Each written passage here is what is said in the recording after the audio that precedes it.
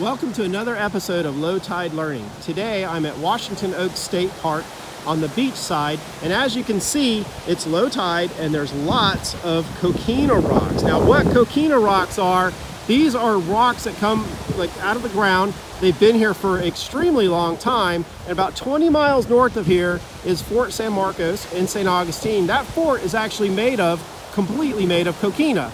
These are coquina rocks. It's compressed shells over millions of years that kind of get compressed down. And up at Matanzas Inlet, they used to be able to dig those out in squares, and that's what they built the fort with up there, made out of coquina shells.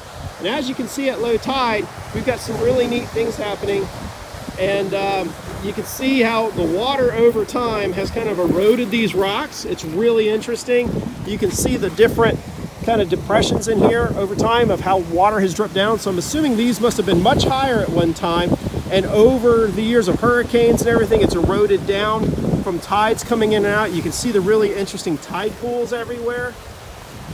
You can see some little tide pools right there. And if you notice on top, there's some green seaweed that's growing on top. So that gives you an idea of just how much, when the tide does come in, these rocks are all completely covered. I'm sure that there's plenty of fish that swim within these areas.